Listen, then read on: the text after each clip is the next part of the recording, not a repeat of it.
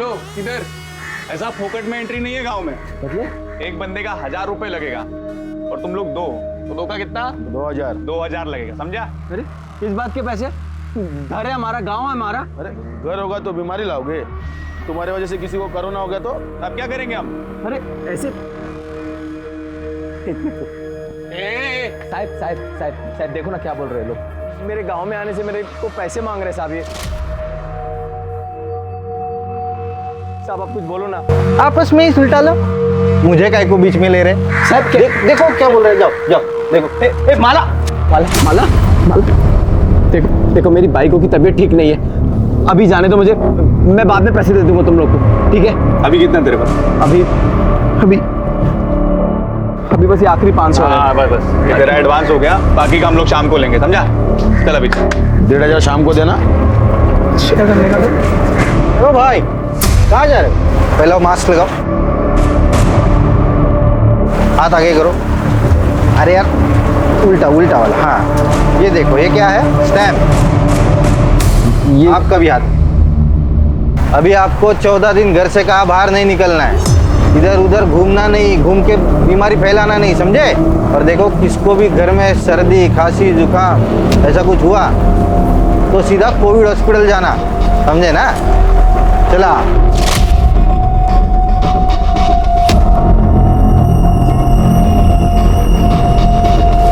अरे ओ भाई क्या कर रहे हो?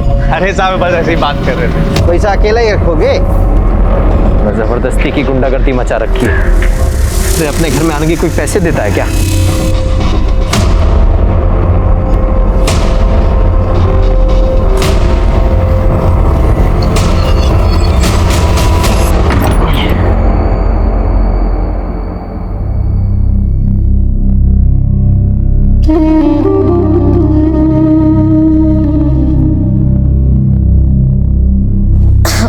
सुनिए, कुछ सोचा है?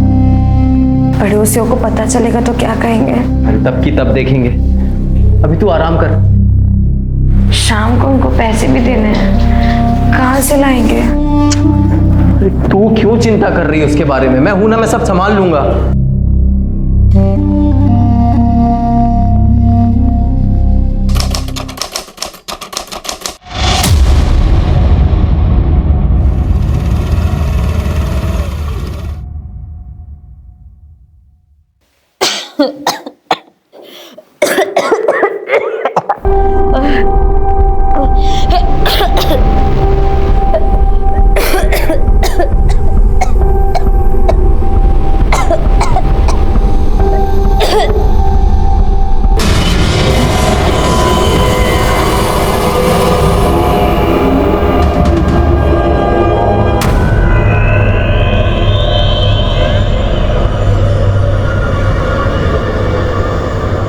जहां एक तरफ हम सब इस महामारी की काली छाया के साथ जीने पर मजबूर हैं, वहीं दूसरी तरफ एक और वायरस है, जुर्म, क्राइम, अपराध।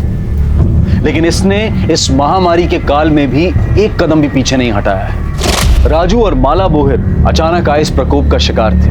दोनों पैसे की कमी या काम छूटने की वजह से परेशान थे, या इसके पीछे कोई और कारण था? और अगर था तो क्या वही कारण वजह बना था माला बोहिर की हत्या का? जब कोविड-19 के कारण पूरा देश लॉकडाउन में था, तब नासिक महाराष्ट्र से 150 किलोमीटर दूर सोनगढ़ गांव में इस क्राइम को अंजाम दिया गया, जिसका मकसद बेहद अमानवीय था।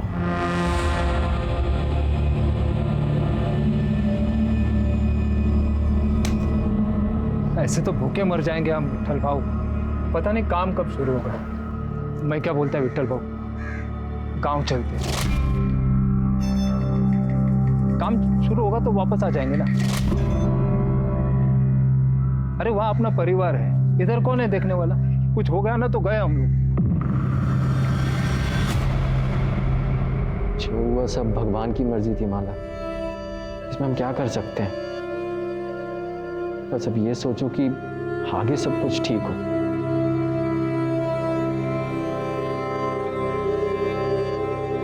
माला, तुम्हारी रिपोर्ट्स आ गए, तुम्हें कोरोना नहीं है, तुम आज ही घर जा सकती हो। देखा, हमने कहा था ना सब ठीक हो जाएगा।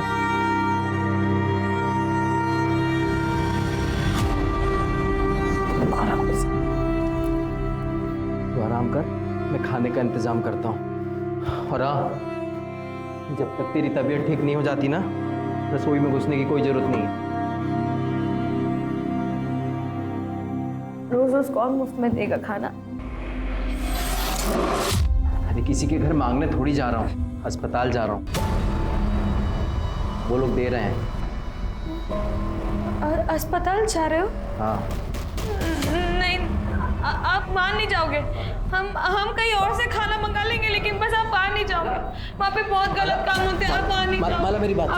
हम पड़ोसियों से ले लेंगे। माला मेरी बात सुन। आप वहाँ नहीं जाओगे। माला मेरी बात सुन। माला मेरी बात सुन। हमारा बच्चा गिर गया, इसमें अस्पताल की कोई गलती नहीं। तो बच्चा हमारी किस्मत में ही नहीं था। मैं बच्चे की बात ही नहीं कर रही, मैं अपनी बात कर रही हूँ। उस अस्पताल में मेरे साथ बहुत गलत हुआ था। क्या हुआ था? बोलना माला, क्या हुआ? अस्पताल में डॉक्टर ने मेरे साथ बहुत गलत किया था। मैंने मना किया उसको बहुत बोला, लेकिन उसने मेरी एक पैसा।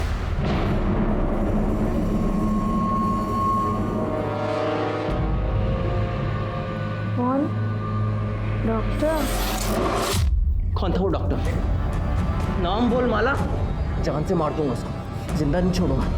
नाम बोल मुझे, बोले नाम बोलना।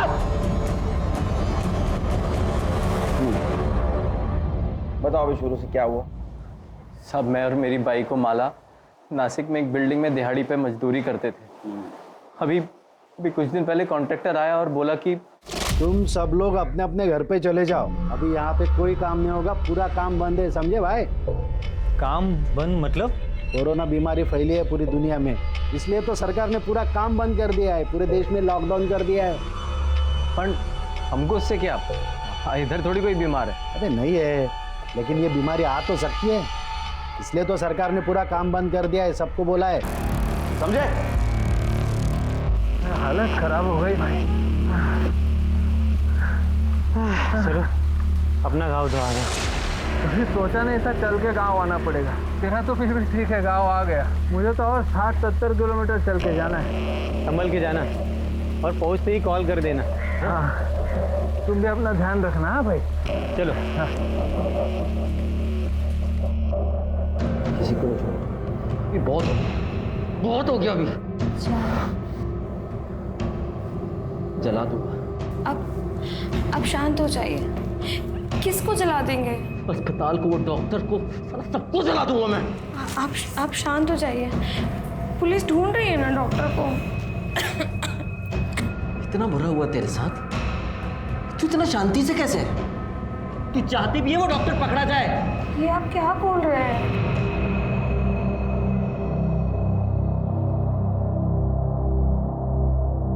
क्या हुआ साहब? वो डॉक्टर को आप लोग पकड़े कि नहीं? देखो राजू, केड़कर साहब अभी आए नहीं है, थोड़े टाइम के बाद आएगा। बाद में नहीं, मेरे को अभी जानने का है कि वो डॉक्टर को पकड़ने में आपको कितना टाइम लगेगा। अभी शोर मत मचाओ, ये तुम्हारा घर नहीं है, पुलिस स्टेशन है। हम लोग कार्रवाई कर रहे हैं। तो तुम्हारी जानकारी के लिए ये बता देता हूँ कि जिसने भी तुम्हारी बीवी के साथ जबरदस्ती की है ना, वो कोई डॉक्टर नहीं है। समझा मैं, अभी सब समझा मैं। वो डॉक्टर है, बड़ा आदमी है, पैसे वाला, तो उसको काय को पकड़ोगे आप लोग? ये गरीब मानुस। हाँ, गरीब की कौन सुनता है? कौन सुनता है साहब गरीब की? राजू क्यों चिल्ला रहा है? साहब वो तेरी बात सुन ली, इसलिए तो कार्रवाई कर रहे हो ना। जब पकड़ा जाएगा तेरे को इन्फॉर्म कर देंगे। फिर से पुलिस स्टेशन में आके रारा नहीं करने का, तो पहले तेरे को अंदर कर दूँ। जा घर पे जा, निकल।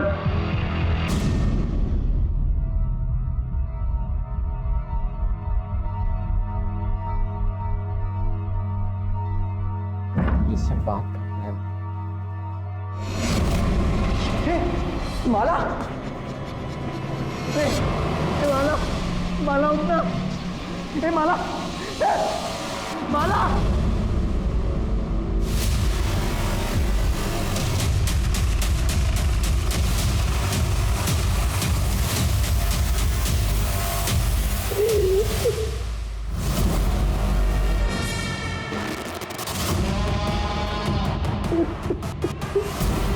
चल ले।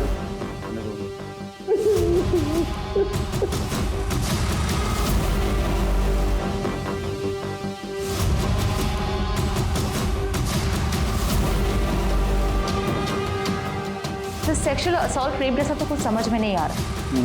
शायद बच्चा गिरने की वजह से खून काफी बाहर, बाकी रिपोर्ट आने के बाद पता चलेगा। तो गले पे निशान, गला घोट के मारा गया, घर की हालत, बिखरा हुआ बेडशीट, तो मरने से पहले काफी स्ट्रगल हुआ। प्रताप, मुझे लगता है ये काम राजू ने किया है। अपने सामने कितना गुस्सा कर रहा था देख, पीठ पीछे कितनी तकलीफ देता हो। उसने गुस्से में आके शायद इसका गला दबा के इसको मार। एक काम करो, बॉडी पोस्टमार्टम के लिए भेज दो और इसके फीटस से राजू का डीएनए मैच करवा दो।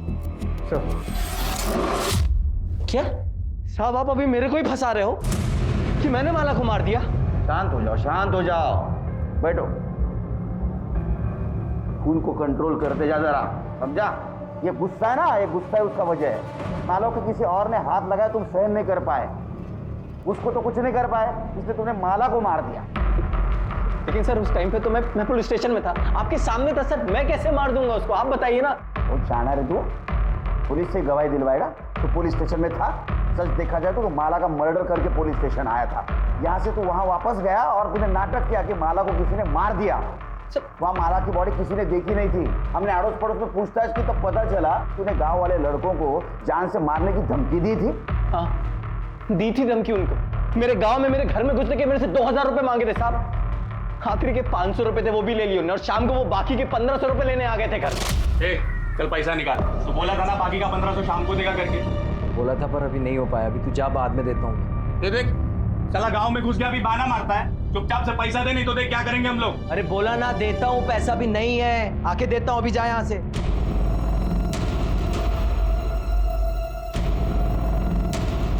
एक काम कर सकते हैं, पैसा छोड़ देंगे। क्या? तेरी बाइकों का हमको मजे लेते क्या? क्या बस एक बार मजे लेने दे, फिर तेरा पैसा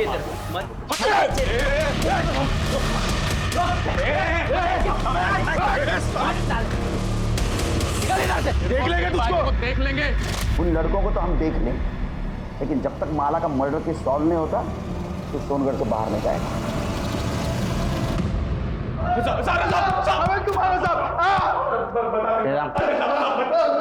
बोल। बता दे साहब, हमने उन सब लोग से पैसे लिए थे साहब, मजदूरों से, गांव वालों से, गांव में घुसने के लिए पैसे लिए थे साहब। अरे राजू के घर पे क्या हुआ बोल।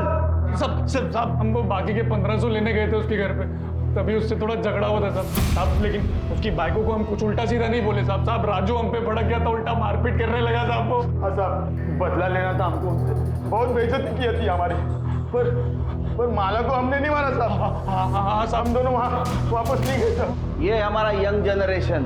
एफआईआर दर्ज करो। सर मैंने गांव में घुसने के लिए किसी से भी कुछ भी पैसा नहीं लिया सर। सर मुझे पता भी नहीं है कि वो लड़का ऐसे कुछ कर रहा है। सर मैं तो अपनी ड्यूटी पूरी ईमानदारी के साथ निभा रहा था सर। जो भी आता उसका आधार कार्ड पहले चेक करता था और बाद में देखता कि वो सोनगढ़ का है कि नहीं। अगर वो सोनगढ़ का है तो ही उसके हाथ के ऊपर स्टैंप लगाता और बोलता था कि 14 दिन घर में रहो। सर मैंने राजू और माला के केस में भी यही किया सर। जाओ, मास्क। जैन सर, अपने डिपार्टमेंट में ऐसे लोग भरे हैं, हम किसको क्या बोलेंगे। सर साफ पता चल रहा था कि कामड़े झूठ बोल रहे हैं, नक्की पैसे खाता तो। अब नहीं खाएगा क्योंकि उसको मालूम है अपनी नजर है उसके ऊपर। माला के पीएम रिपोर्ट का क्या हुआ? सर अब तक नहीं आई। एक्चुअली वो पूरी टीम कोरोना के केसेस में बिजी, इसलिए वक्त लग रहा है, लेकिन सर जल्दी आ जानी चाहिए। सर डीएनए रिपोर्ट के मुताबिक माला के जो पेट में बच्चा था सर, उसका डीएनए राजू के डीएनए से मैच नहीं होता। देख, तेरे डीएनए से तेरे बच्चे का डीएनए मैच नहीं हुआ, इसका मतलब समझते हो? एक बात बताओ, तुम्हारी बीवी माला का नासिक में किसी के साथ चक्कर था या कोई उसका फायदा उठा रहा? ये पक्का उस शेलार का काम होएगा, उसी की नजर थी मेरी माला पे। कौन शेलार? नासिक में मैं और माला जिधर मजदूरी करते थे वहाँ पे सुपरवाइजर था। कुछ महीनों पहले मुझे जुए का लत लग गया था, मैं 5000 रुपये हार गया, पैसा नहीं था, तो वो भरने के लिए मैंने सोचा साइड से कुछ चोरी करके उसको बेच के वो पैसा भर देगा, लेकिन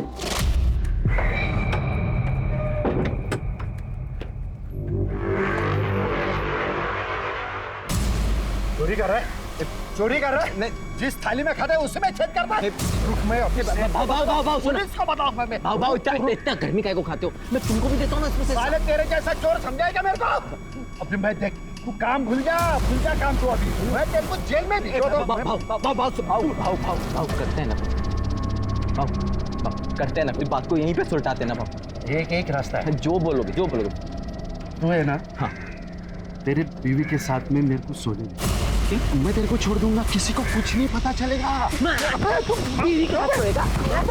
छोड़िए छोड़िए। बीवी को बोलेगा, बीवी के साथ सोएगा? साले जान से मार दूंगा। अरे मैं आऊंगा, मैं तेरे को छोड़ूंगा नहीं। शेलार ने तभी पुलिस को ना, वो मुड़क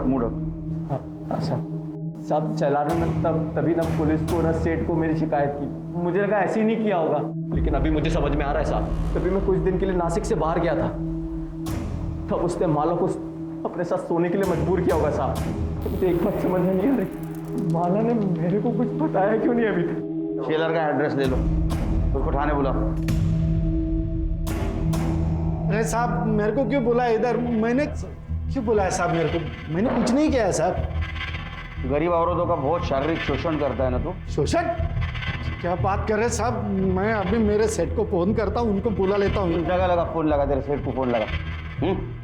उसको भी समझने दे, उसका साइट सुपरवाइजर गरीब औरतों का कैसा शारीरिक शोषण करता है। और उसमें जब राजू और माला भी थे ना, तूने माला का फायदा उठाया, उसका शारीरिक शोषण किया। तेरे बच्चे की माँ बनने वाली थी, उसके बाद में तूने उसको मार दिया। उसका मर्डर कैसा? उसका मर्डर हो गया? मेरे को तो पता भी नहीं साहब। तू तो अब ये भी बोलेगा मैंने माला का फायदा नहीं उठाया, उसका शारीरिक शोषण नहीं किया, उसको नहीं मारा? कसम से साहब, मैंने नहीं मारा। हाँ, उसका फायदा जरूर उठाया साहब, लेकिन वो सामने से आई साहब। सब जो भी हुआ वो मर्जी से हो उसके साहब। माला ने मेरे को उसके घर पे बुलाया साहब। मैं उसके खोली पे गया और देखा तो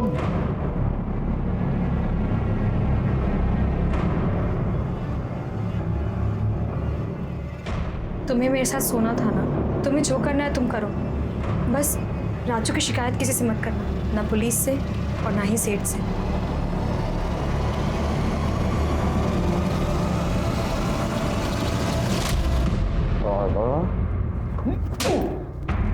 इसको फायदा उठाना बोलते, समझा? साहब आप कुछ भी कह लो साहब, लेकिन मैंने उसका मर्डर नहीं किया साहब। और हाँ, मेरे को ये भी पता है साहब, ये बात ना उसने राजू को भी नहीं बताई थी साहब। तब तक नहीं बताई जब तक वो नासिक छोड़ के उनके गांव चले नहीं जाते। और इसके बदले में मैंने उसकी चोरी की बात किसी को नहीं बताई साहब। राजू और माला के अलावा और कौन कौन गया था गाँव वापस?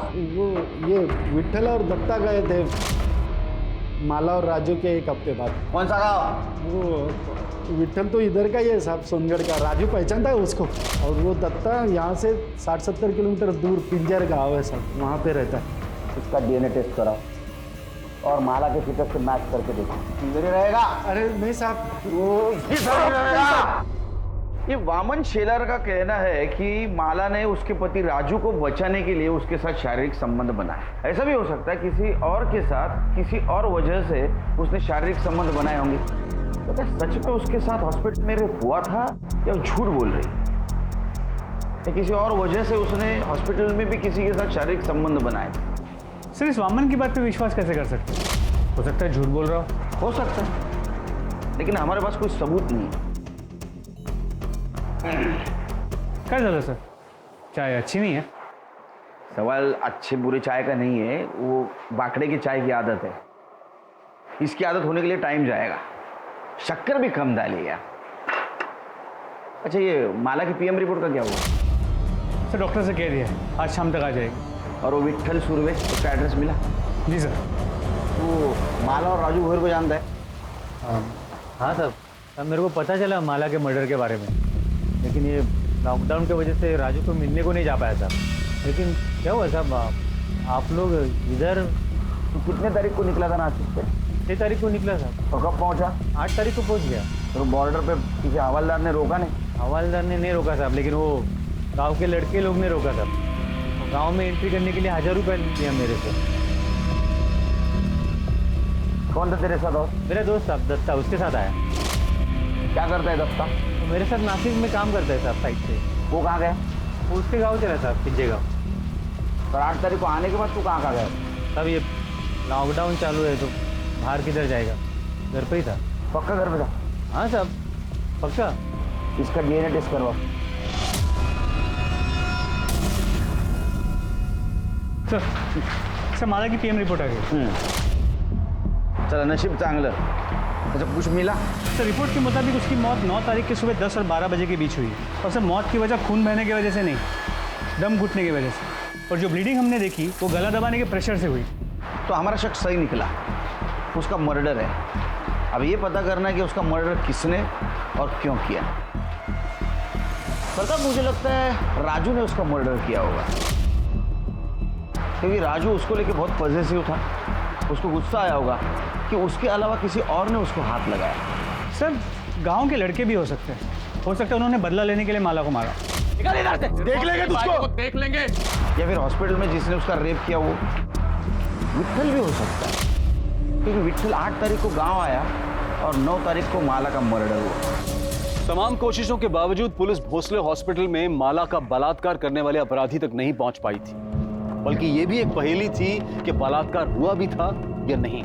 जो साबित हुआ वो ये था कि माला का कत्ल हुआ था, लेकिन उसमें भी पुलिस उसके कातिल को ढूंढने की जद्दोजहद में लगी थी। वामन शेलार और विट्ठल पर पुलिस को शक तो था, लेकिन दोनों का डीएनए माला के अजन्मे गर्भ से मैच नहीं कर रहा था। ये केस एक नहीं बल्कि 3 सूरतों में पुलिस की नींद हराम किए हुए था। पहली, माला जब सोनगढ़ आई थी तो उसके पेट में किसका गर्भ था। दूसरी, हॉस्पिटल के आइसोलेशन वार्ड में उसके साथ बलात्कार हुआ था, क्या ये सच था या वो झूठ बोल रही थी, और अगर वो झूठ बोल रही थी तो क्यों, या फिर ऐसा था कि ये संबंध उसने अपनी मर्जी से बनाए थे। और तीसरी, वो कौन हो सकता था जिसने माला को उसी के घर में घुसकर मौत के घाट उतार दिया। पुलिस के पास संदिग्ध तो कई थे, लेकिन सबूत किसी के भी खिलाफ नहीं था। सर 8 तारीख को माला अस्पताल से डिस्चार्ज हुई और 8 तारीख को ही विट्ठल और दत्ता सोनगढ़ पहुंचे। और विट्ठल के मुताबिक तभी के तभी दत्ता अपने गांव पिंजगढ़ के लिए पैदल निकला, जो करीब 60 से 70 किलोमीटर दूर। सर हम सबको तो चेक कर चुके, वो कौन हो सकता है जो माला के बच्चे का बाप था जिसने उसका मर्डर किया। ये दत्ता पिंजगढ़ कब पहुंचा पता करो। सर हमने विट्ठल की कॉल रिकॉर्ड्स चेक किए और उसमें यह पता चला कि 12 तारीख की रात को हमारी पूछताछ के बाद उसने एक नंबर पर 20 बार कॉल की। कितने बार? 20 बार। और सर बातचीत काफी लंबी हुई। नंबर किसका था? दत्ता राउत के। दत्ता राउत? अब बता, इतने फोन क्यों किया? साहब वो हालचाल पूछने के लिए फोन किया था साहब। हलचल पूछने के लिए 20 बार फोन? किसके हाल खराब थे, किसकी चाल खराब थी रे? वो साहब इधर उधर की बात कर रहे थे हम लोग। तू क्या वेड़ा समझ लगा मला? हाँ, सच सच बता, नहीं तो इतना मारूंगा ना इधर का उधर हो जाएगा, समझा? ये रे हला? नहीं सब बता दो साहब। वो उमर कर साहब, उस दिन साइट पे काम जल्दी खत्म हो गया, तो मैं और दत्ता राजू की खोली के बाहर दारू पी रहे थे साहब। तो राजू की खोली से कुछ आवाज आया। तो राजू के घर पे कौन आया? राजू आ गया क्या? देखते।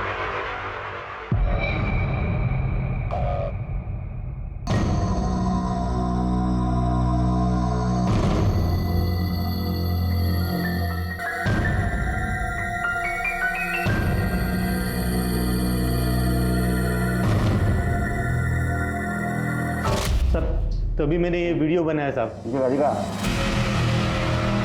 मेरे को यकीन ही नहीं हुआ साहब कि माला शेलार के साथ सोने को राजी कैसे होगी। तो जैसे ही शेलार राजू की खोली से बाहर आया,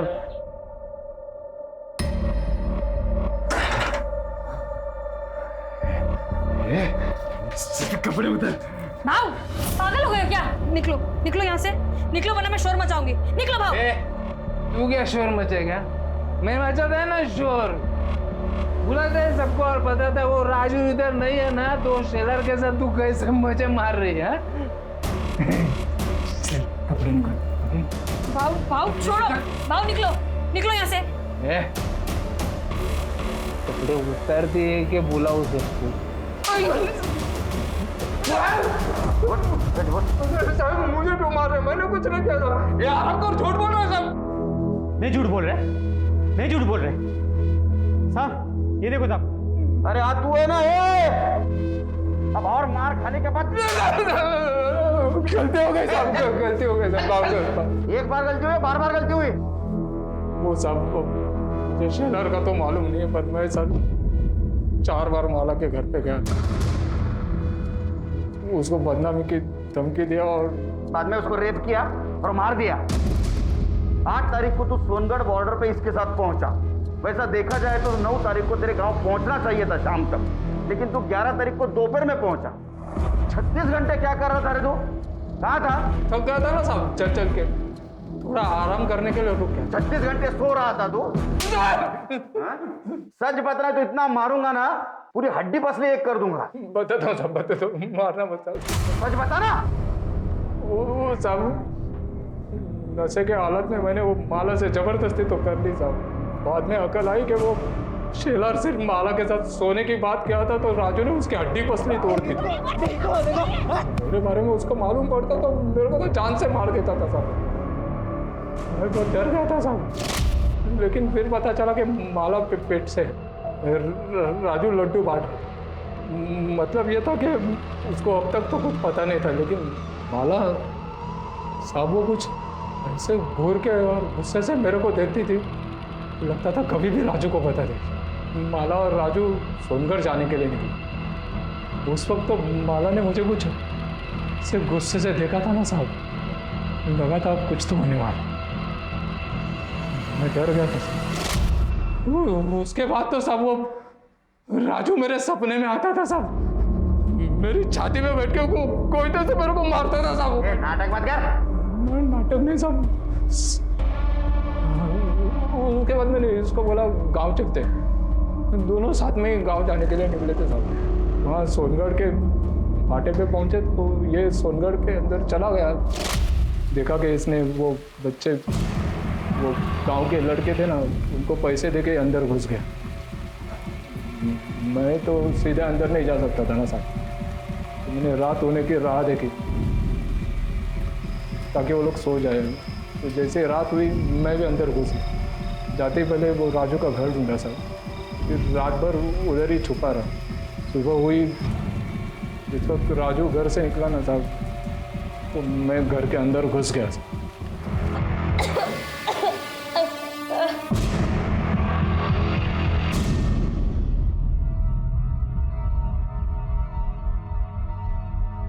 ले गंगा जल समझ के पी ले, क्योंकि तू मरने वाली है।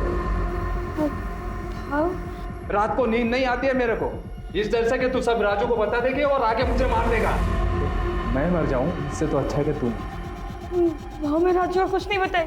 आयुष मैं रिस्क नहीं ले सकता है ना। 9 तारीख को तू सोनगढ़ पहुंचा, तो 5 और 6 तारीख को माला का रेप कैसे किया? नहीं साहब, 6 तारीख को तो हम लोग नासिक से निकले थे गांव आने के लिए। 2 दिन तो रास्ते पे ही चल रहे थे। इसको पूछो ना साहब, साथ में थे हम लोग। साहब मैं 6 तारीख को वहाँ था ही नहीं, तो मैं रेप कैसे कर सकता हूँ? माला का रेप और मर्डर दोनों केस फाइल करो, लेकर जाओ इसको।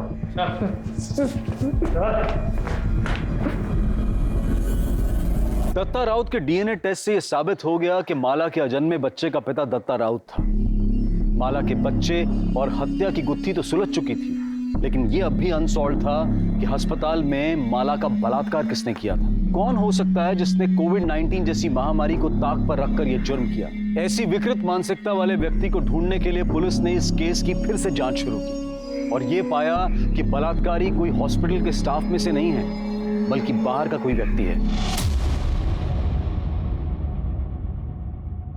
5 और 6 तारीख को तेरी ड्यूटी थी ना, तो ये बता कितने आदमी और कौन कौन आए थे अंदर? किसको आने दिया था तूने? सर यहाँ कोई नहीं आया था सर, मैं किसी को आने नहीं दिया था, सिर्फ हॉस्पिटल का स्टाफ था। अच्छा, बहुत पर्टिकुलर आदमी है ना। चल खुल के बात कर। गांव वाले लड़के गांव में किसी को भी घुसने देने का एक आदमी का 1000 रुपये लेते। तेरा रेट क्या है? सर ये आप कैसी बातें कर रहे हैं? अरे दोस्ताने में बात कर रहा हूँ उसके साथ। हाँ, गलती मान ले। तूने अगर गलती मान ली तो एक मरी हुई औरत को न्याय मिलेगा, और अगर अपने पे उतर आए तो तेरे को न्याय दिलाने वाला कोई नहीं रहेगा। समझा? नहीं समझ में आया? सोच ले, तेरे को लेके गए हम पुलिस स्टेशन, बहुत पीट रहे, किसके पास न्याय मांगने के लिए जाएगा तू? बोलना। सर, गलती हो गई, मुझे माफ़ कर दो। वो दोनों दिन एक ही आदमी आया था, उसने मुझे एंट्री करने के लिए पैसे दिए थे। बोल रहा था उसके अंकल भर्ती है, उससे मिलना चाहते हैं। क्या नाम था उसका? विष्णु मात्रे, हमारे यहाँ पेशेंट है प्रदीप मात्रे, उनका भतीजा है। देखा, अरेस्ट करो इसे। साहब उस दिन मैं अपने काका से मिलने गया था, टेंशन हो रही थी कि टेंशन हो रही थी, और उधर हॉस्पिटल में एक औरत के साथ रेप हो रहा था, और तेरे अंकल और वो औरत, उनका वार्ड आजू बाजू में था। साहब ये क्या मेरे घर पे आके आप ये रेप वेप की बात कर रहे हैं? मेरे घर वालों को पता चल जाएगा तो क्या सोचेंगे वो मेरे बारे में? कोरोना पॉजिटिव थे ना, उनके हलचल पूछ के आया था ना तू, फिर भी तेरा समाधान नहीं हुआ, फिर से उनके हलचल पूछने चला गया, तब तेरी जान प्यारी नहीं थी? साहब मैं बोल चुका हूँ कि इस सब से मेरा कोई लेना देना नहीं, आप प्लीज़ मुझे ज़बरदस्ती इसमें फंसाइए मत। और मेरे ही घर में आकर अगर आपको मेरी ही बेइज्जती करके मन भर गया होगा तो आप प्लीज़ जा सकते हैं। हम तो जाएंगे, हाँ चलो। अच्छा एक काम करते ना, तुम्हारा डीएनए टेस्ट करवा लेते। तुमने कुछ किया ही नहीं ना, तो करवा लेते डीएनए टेस्ट। हाँ अगर तू ना करेगा तो पुलिस वाले शक करेंगे तेरे पर। नहीं मतलब हाँ हाँ हाँ हाँ ले लो। डीएनए के टाइम वो विष्णु की हालत देखी तुमने कैसी हुई थी? मुझे लगता है रेप उसने किया होगा, क्योंकि 5 और 6 तारीख को उसके अलावा हॉस्पिटल में कोई नहीं आया, और हॉस्पिटल के सारे स्टाफ की हिस्ट्री तो हम लोगों ने निकाली है। लेकिन सर हमारे पास उसके खिलाफ कोई सबूत नहीं है। हमने डीएनए सैंपल लिया तो है, लेकिन उससे क्या हो? हेलो हेलो, आएगा आएगा, कोरोना का वैक्सीन आएगा, टेंशन मत लो। सॉरी सर, मैं केस से रिलेटेड ही कुछ ढूंढने की कोशिश कर रही थी। सर आइसोलेशन वार्ड में बेडशीट को डिस्ट्रॉय करने के लिए एक प्रोसीजर फॉलो किया जाता है, ताकि अगर कोई पॉजिटिव पेशेंट मिले उसका इन्फेक्शन दूसरे तक ना फैले। सर अगर भोसले अपने हॉस्पिटल में ये प्रोसीजर फॉलो करता है तो सर विष्णु की गर्दन दबोचने का मौका है हमारे पास। कैसे? सर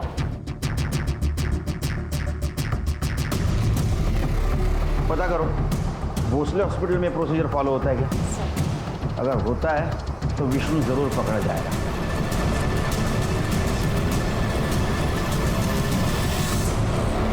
क्या है साहब? हाँ चल उधर चल। एक बात बता, कोविड-19 के पेशेंट के बेडशीट के साथ क्या किया जाता है? डिस्ट्रॉय किया जाता है उसको। अब हमारा नसीब अच्छा कि माला की बेडशीट हमारे हाथ लग गई। देखनी है फोटो? दिखा, इसके ऊपर साफ साफ माला के बेड का नंबर दिख रहा है। तो ये सब मेरे को क्यों बता रहे साहब आप? वो इसलिए बता रहे कि उसके ऊपर जो ड्राइड सीमेंट्स के ट्रेसेस मिले वो तेरे डीएनए से मैच हुए हैं। अब बताएगा नहीं बताएगा? बैग मार। साहब साहब साहब साहब साहब नहीं साहब, बताता हूँ साहब, बताता हूँ। बोल। 5 तारीख को मैं सच में अपने काका से मिलने गया था, उसके लिए मैंने गार्ड को रिश्वत भी दी थी, लेकिन जब वहाँ से वापस आ रहा था तो मैंने देखा अकेली औरत बेड पर पड़ी है, तो मैं अपने आप को रोक नहीं पाया सर। अगले दिन मैं गार्ड को रिश्वत देकर सिर्फ उसी के लिए वहाँ पे गया था। मैंने ध्यान रखा कि मेरा चेहरा सीसीटीवी कैमरा में ना आए।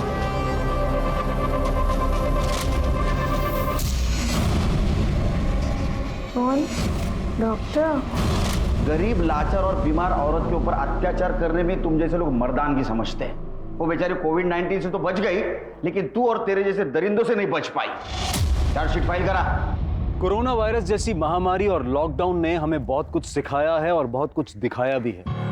शायद हम पहले से ज्यादा संवेदनशील हुए हैं। जहां एक तरफ इस मुश्किल की घड़ी में कुछ लोग अपनी कमाई, अपनी सेविंग्स को डोनेट करके अनजान लोगों की मदद करने की कोशिश कर रहे थे, वहीं विष्णु महात्रे, दत्ता राउत, वामन शेलार और विट्ठल सुर्वे जैसे लोगों ने इससे कोई सीख नहीं। माला भोईर जिसने जिंदगी और मौत तकलीफ में देखी, जिसकी शुरुआत उसके पति राजू भोईर को बचाने के गलत तरीकों से हुई। इस केस से हमें यह सबक मिलता है कि गलत काम करने का कोई भी सही तरीका नहीं हो सकता है। इसलिए अपनी गलती का सामना करें और आगे के लिए सीख लें, ताकि दोबारा किसी मुसीबत में ना पड़े। अब मैं अनूप सोनी आपसे विदा लेता हूं। फिर मुलाकात होगी क्राइम पेट्रोल सतर्क में एक और नए केस के साथ। तब तक अपना और अपने परिवार का ख्याल रखें, सतर्क रहें, सुरक्षित रहें और देखते रहें क्राइम पेट्रोल सतर्क। जय हिंद।